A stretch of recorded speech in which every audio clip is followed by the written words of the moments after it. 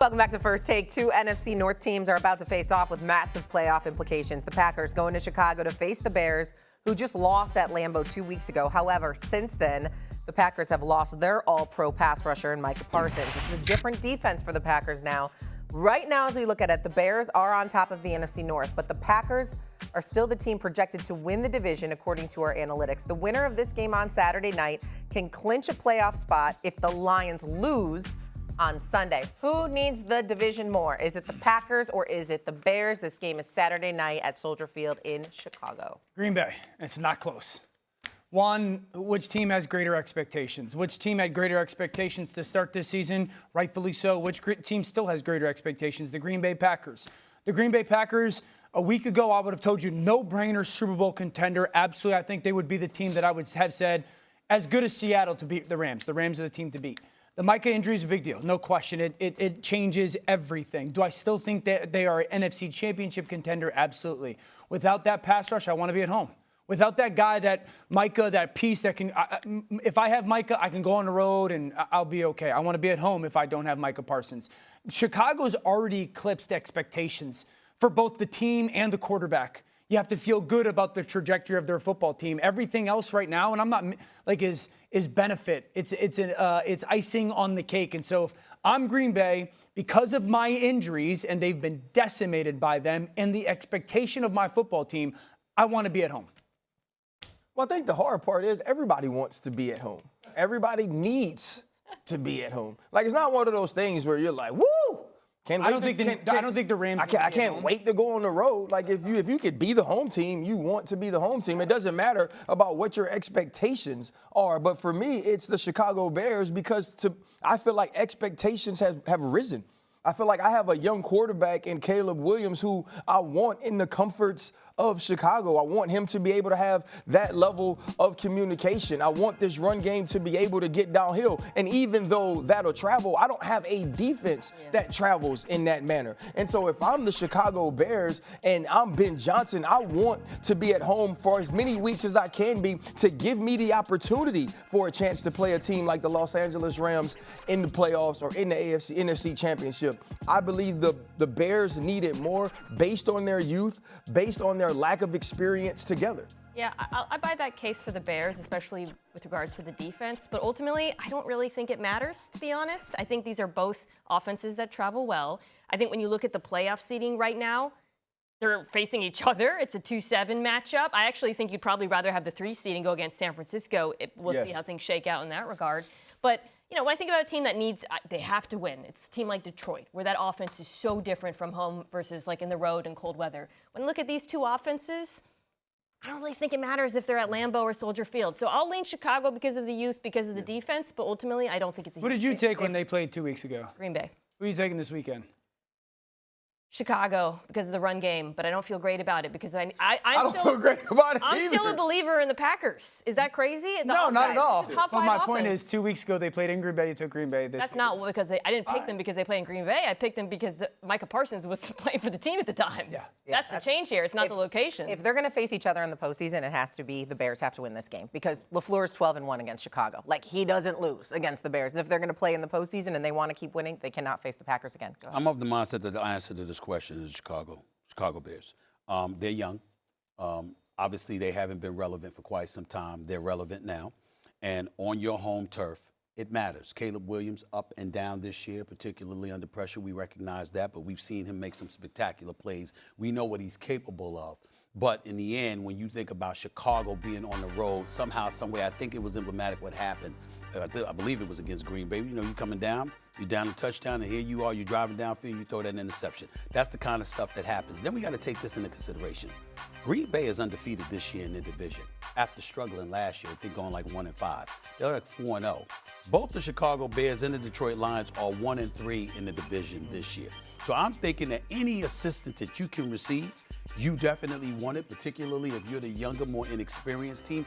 Even with Ben Johnson, understand this is his first year as a head coach. You understand? I mean, he was a great offensive coordinator. He's doing a great job as the head coach, but you don't know what kind of situation that he might run into where you got to make the right call. And again, it's a first for him too. So you got to take those things into consideration as well. And then this is where Stephen A comes in. All right, this is about football. I don't give a damn what anybody say. Weather matters to me. I don't care what anybody say. Listen, Chicago. We're not talking about cold weather when you're going up against Miami, and all you got to do is look at the temperature gauge. All right, it's going to be 40 degrees or less. Miami ain't going to win. No, this is not that kind of party. But in Chicago, the cold and that wind off of Lake Michigan, I mean, you got to be able to run now, because throwing in Chicago is going to be hard come January. I'm just telling you. You got to know this. You got to know this. If you go to Chicago, damn it, you get off the plane, you inside in the terminal, you feel the wind. Oh, please. I'm lying? No. I'm lying. You need to stop it. You really need to stop it. This and you celebrating the Knicks win yesterday. It's not the same. It's not the same. This and your celebration of this cup yesterday is exposing you. Why? I think he's making a great football point. Yeah, thank the you. Chicago Bears have the best run game in the NFL. Okay, but who in They the would love for teams to come to Chicago where run game is going to matter more in that weather and say, great, we have the advantage. I totally don't agree. disagree with Who's you. running the football better than Chicago? Okay, I don't disagree with you, but who in the NFC is scared to go to Chicago and have to run the football against that defense? I'm saying San Francisco, no problem. Philly, no problem. LA, no problem. Philly, no problem. Philly, no problem. Against the Bears, Philly, no problem. Philly doesn't run They'll be against the okay. Raiders. I mean, the Raiders they can do it against, They but not just the beat Bears. them, by the way. The Bears beat Philly in Philly. Different With the offense same right run now game. than it was 3 weeks ago on Black Friday. We have to agree with that. They're doing things differently. They played the Who they Raiders. Maybe Tampa. Maybe Tampa. Tampa ain't right. Yeah. Maybe Tampa. Gosh, we can't run the football against Chicago in Chicago. Okay, this is going to be the first game we're going to see the Packers, though, play without Micah Parsons in totality. Like, how are they going to respond to that? If you look at the game against the Broncos, they were up 3 at the time, and I think the Broncos scored 2 touchdowns after the injury. They felt a little deflated. We'll see how they respond. Shae? Yes? when you're in O'Hare, you feel He's right. wind We're coming through that little indoors. moment, I'm admiring the Home Alone terminal. That's what I'm doing at Indoors. O'Hare. Yeah, when I'm not exaggerating. When you pull up to the gate, Yes. as soon as they open the door, Sometimes it's nice, Yes. though. It is. Sometimes The when you cold hit that air. cold, you're like, That's what I'm saying. It's like fresh air. It feels You good. just don't get it. You just don't understand. You don't understand. I keep telling you these things. This stuff matters. I think it's but it's worse. all right, though. I think it's worse getting off a plane in the warm weather climate and being like, oh my gosh, dude, it's awful out here with the humidity. Oh, my. that's bad too. No. He doesn't have a point. Don't give him a I point. think that's bad too, though. Like that's also 17 suck. degrees. I'm from Louisiana. I like the cold. Yeah. I don't. When it's supposed to be cold, I want it to be cold. Can I ask the question? Go ahead. Okay, this is my question. If the Packers don't do well in the postseason, if they don't make it to the Super Bowl, are we using no Micah Parsons as an excuse? Well, it's not the Micah Parsons, just Micah Parsons. When you lose Kraft, too, who was Jordan Love's primary weapon, that plays a role as well. So you got to look at that. Wyatt's been out, Micah Parsons out, Kraft is out. You've lost somebody. Now, I will say this. You do look at Matt LaFleur. Okay, you do look at Matt LaFleur. And here you are, you calling plays. Jordan Love's been there. He's not a rookie. We know what his physical skill sets contain. The brother can ball, right? You do get to a point where you look at them and you say, fellas, what's up? I mean, when are you going to get? Detroit isn't what we thought they were going to be. San Francisco is obviously vulnerable. We see L.A. and Seattle coming up, but Philadelphia ain't what they were last year. So you do find yourself looking at Green Bay and saying, look, there's an opening here.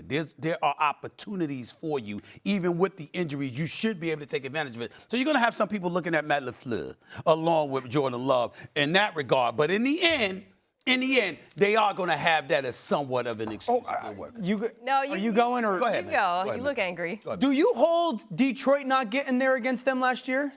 No. Why? Aiden? Because there were like 13 dudes on Iowa. Have you seen who's been out for Green Bay this just year? listed I half of them. just listed half of them, bro. So how? Why are you acting like So that? how would that not matter for I didn't Green say Bay? I didn't say it would matter. I said some people may come at them for that reason. Would you? But you know what? It depends on how they look. It depends on seriously. Okay. No, This mother's seriously. joker, man.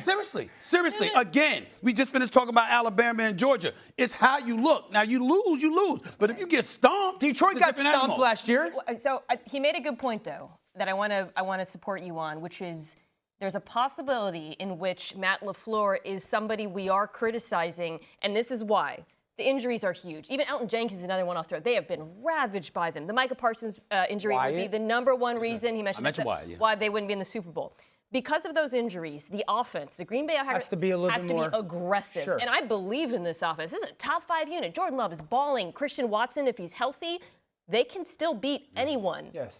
unless Matt LaFleur goes super conservative. Sure. That's when I would blame him. If he is conservative with this offense, because he can't be conservative anymore, Yep. they're going to have to put up points, and they're capable of it. And I don't think they've been conservative recently. No. That's kind of been Yeah. one of the things that has transitioned for this team. Why I still believe in them. Maybe in the first month, we Yeah. were like, what are we doing? Why are we throwing Without Watson. dink and dunks? Now, since Watson's come back, they've been overly or very aggressive. I would say this, like, I absolutely believe if they don't get to the Super Bowl, we can sit there and say, man, all of the injuries, part of it, certainly Micah, because if you look at some of the most recent Super Bowl winners, I think one of the common denominators are ridiculous quarterback, ridiculous defensive lineman.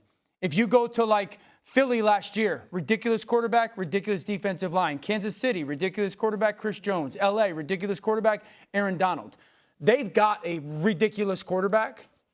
They're going to be missing that ridiculous defensive Yeah, lineman. especially when Rashawn Gary hasn't stepped up in the last 2 months. There are no excuses. Okay. Like there just aren't. Like you understand what they are playing without, and that's football. Set your team up in a way where you do have that quarterback. You figure it out. I believe in Jeff Hafley. I believe in Matt LaFleur. I believe that this team can still compete. And if you do continue to allow Jordan Love to be aggressive, you have opportunities to win. Now, I don't think I sit back, though, without them having excuses and go, okay, this is so-and-so's fault or this person is to blame. Outside of Matt LaFleur, if he takes his football home and says, I don't want to do anything with it. This is still a team to me that can compete. And I felt like Shae made a good point, right? Like after Micah Parsons goes out, there's obviously going to be this time that you have to figure out how to replace him within that game. You've had a week now. What are you going to do to get pressure on the quarterback? How are you going to free up one-on-ones if you're Jeff Hafley? This team can still be really, really good. Yeah. And then I think what happens is if they don't win, we say, okay, wait until Tucker Kraft is healthy. Wait until Micah Parsons is back. I believe that becomes the conversation more than us saying to ourselves, well, they didn't win because of. Yeah. I'm open to being corrected about this, but no three people to ask this question better than you guys. Ed Policy is running the Packers. We were talking at the beginning of the season. He ain't extend Matt LaFleur and Gutekunst. He's got question marks about them. So this conversation is real because if they show up in the postseason and they don't perform, you understand? I mean, it is not beyond the realms of comprehension that Matt LaFleur is coaching for his job over the next month. That is, with all due respect, an outrageous No, that's not me. No.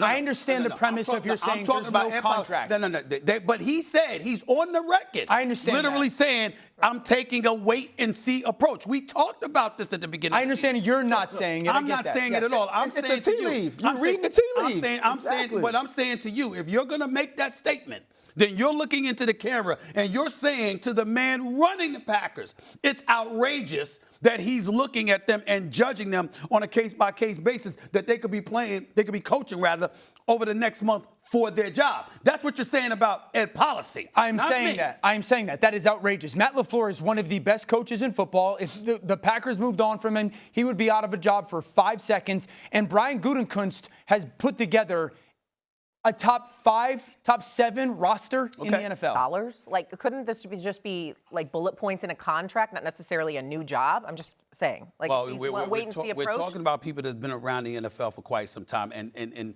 where I push back on people like Dan in this is only in this regard. In all seriousness, results matter.